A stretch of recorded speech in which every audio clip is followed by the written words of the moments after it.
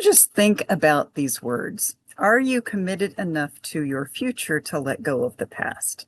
So I came across this quote not too long ago, and I was cleaning out files and I was trying to just kind of move on, again, going to my future by cleaning out some stuff literally. And I came across this quote, and it was fascinating for me because it literally stopped me dead in my tracks because, I'm always about evolution. I'm always about moving forward. I'm always about helping people move beyond their hurts, their wounds, their old patterns, everything that they can to evolve. And right now, I'm the only therapist I know that uses the word evolve and evolution. And yet, it's one of those things where I'm trying really hard to do my own work, and because I do practice what I preach.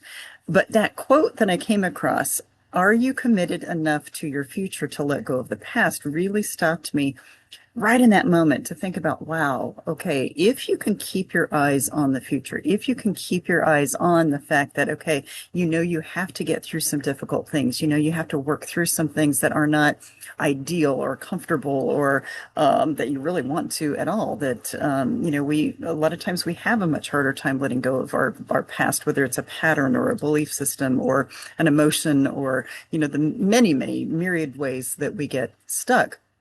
But that statement really hit me. It's like, are you committed enough to your future in order to let go of the past? To me, that is almost the epitome of soul health, because in order to have a healthy soul, we have to clean out what's no longer fitting. We have to move beyond our stuff. We have to step up and elevate ourselves. And, again, spring is a big reminder of that, because even the trees that you see around you, they don't shed their final leaves until the new leaves pop out.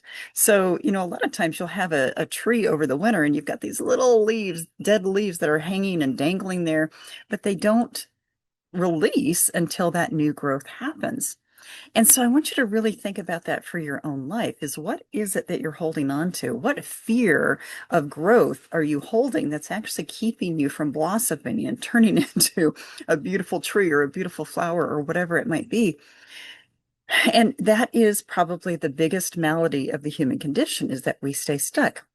And that we allow ourselves to stay stuck, and that we allow ourselves to basically live out of fear rather than live in embracing the future. And so this is why I use the word evolution. This is why I use this word so much. And again, this is also why I think spring is such an important time for me, because my whole energy just starts to surge. I start to get this, motivation and this whole new energy about the new year. And I may not know where we're going, but I'm going to take us there as much as I can. So think about this. Are you committed enough to your future in order to let go of the past? Are you committed enough to letting go of an old mindset or an old pattern or an old fear? Are you committed enough, again, to grow, that you are willing to go through the discomfort of getting there? And that's really the whole point, is, are you willing to let go of whatever it is so that you can get through the discomfort of getting there to that new part of who you are, that new aspect of who you are? Now, in my newsletter, I talked about the 3 levels of discernment. I'm going to remind you of what these are. If you haven't read the newsletter yet, you can go to my website, on the blog page of my website, and look at that. But I created these 3 levels of discernment to help people really understand from a soul perspective whether or not something is healthy for you.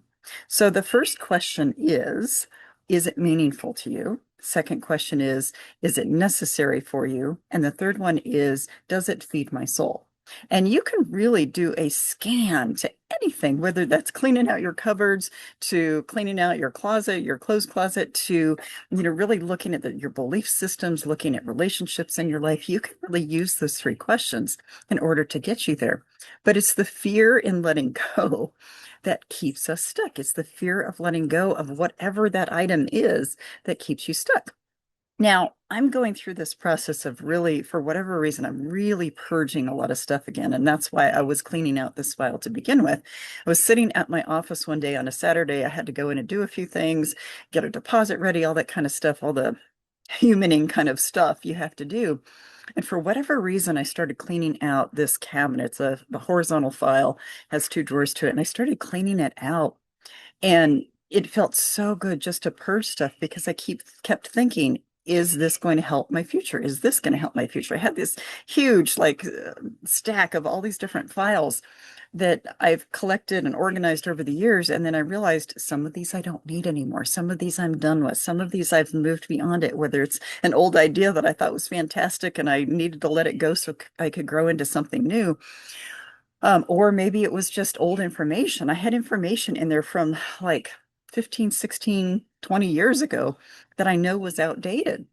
And so it's like this whole idea. What is it that I'm going through to clean and to remove all of these things that might be getting in our way? And in my book Soul Health, I talk about it all the time. I don't even know how many times I say this in the book, but you have to clean out before you can fill up. But that includes mindsets, that includes thought patterns, that includes old wounds, that includes our reactions that we have to something that wounded us 20, 30, 40 years ago, but we're still reacting in that way rather than looking at how it's keeping us from moving into the future. Maybe it is, an old, even an old career. I mean, it could be anything, but we have to think about this whole idea of being committed enough to ourselves for the future that we are willing to let go of the past. I have been, ever since I saw that quote, I've been using that to clean more and more out. And I cleaned out my pantry the other day, and I cleaned out another closet, and I cleaned out my garage. And I'm just looking at this as this whole idea of all of this stuff. Sorry about that. I'm not really sure what happened, but I'm going to edit that part out. So I've been going through this whole process of cleaning things out and trying to figure out what is it that is getting in my way? What is it that's holding me back? What is miring me down? What is kind of creating obstacles for me?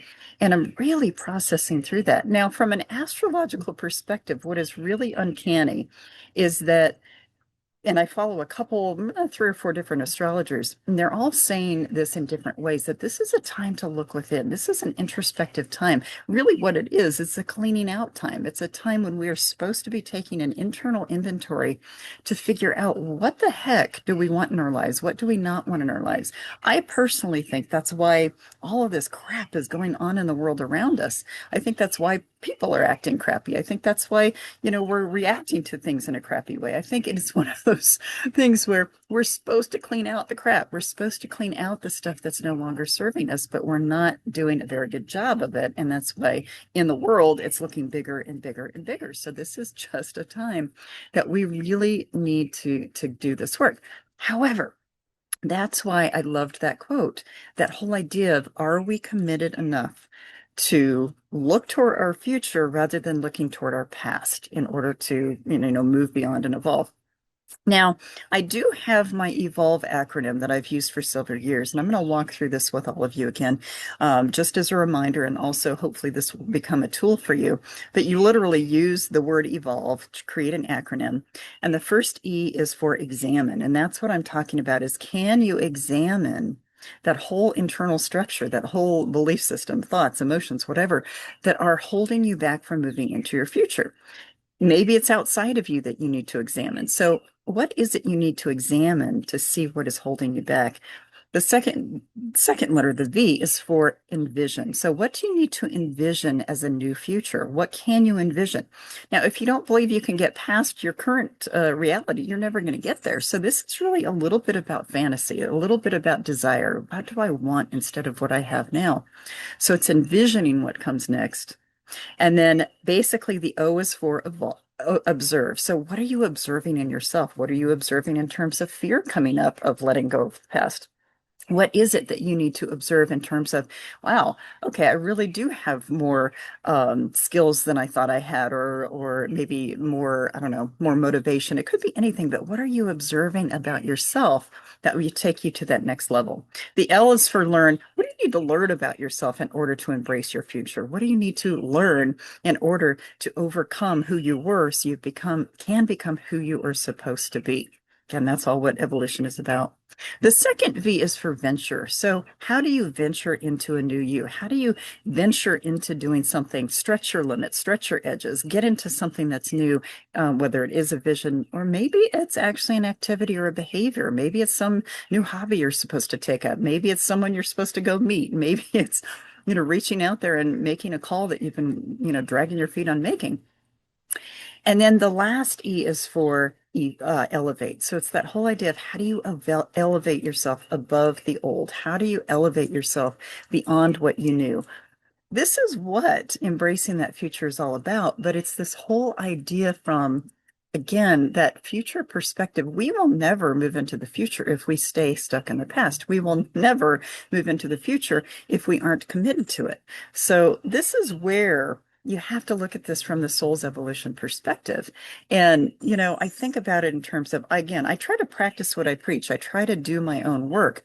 One thing that has happened for me in the last several months, which is not like me at all. I have been so exhausted. I have been so worn out physically, emotionally, spiritually.